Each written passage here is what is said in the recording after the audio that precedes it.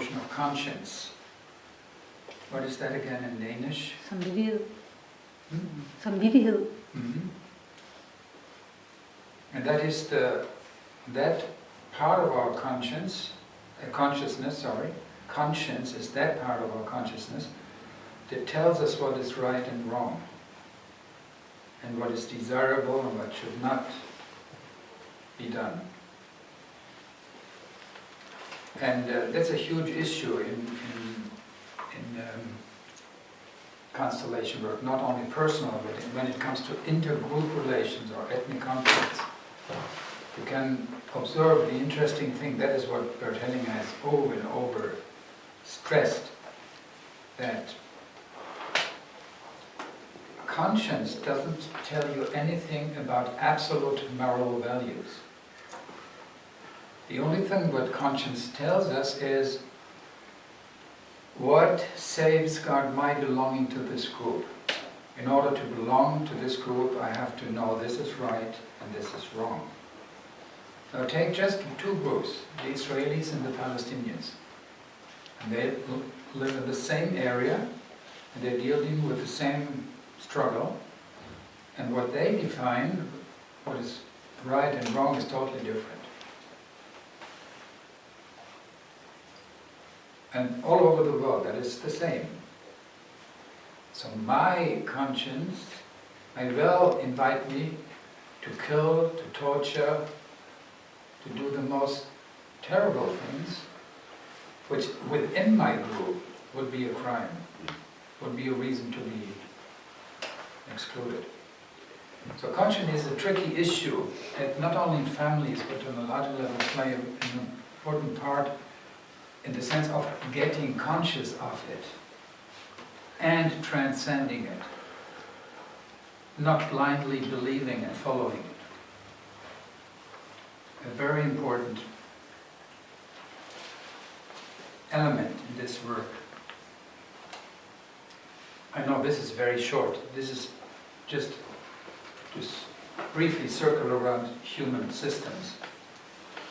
So a human system shares usually the contents of conscience, what they think is right and wrong. And that defines also a border. For example, the notion of tradition. It's also part of the human system, how they define themselves.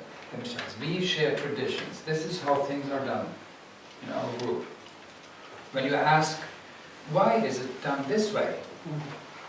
You often hear the answer, because this has been so forever. Okay, is that very convincing? But it's as if using a certain mindset for centuries, as if that proves it's true. We are prone to this. You know, oh, this is a weight. Yeah, they do that for centuries now. There must be something to it. And it's hard to question it. Because every tradition has an end.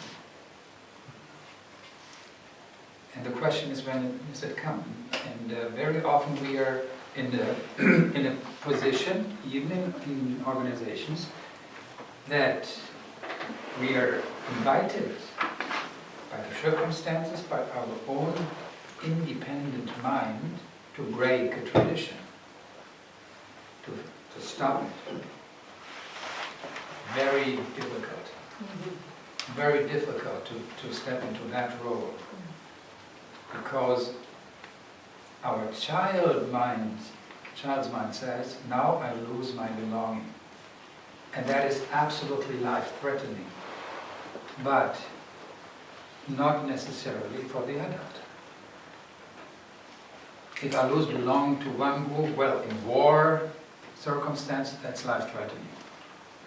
Deserting the army means death penalty.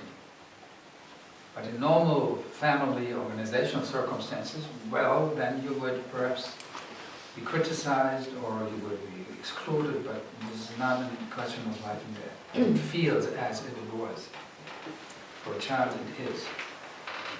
So this is a very interesting thing when it comes to tradition, and when is their time, when is their time over? Just don't believe me that, just check if it is true that any tradition has its end.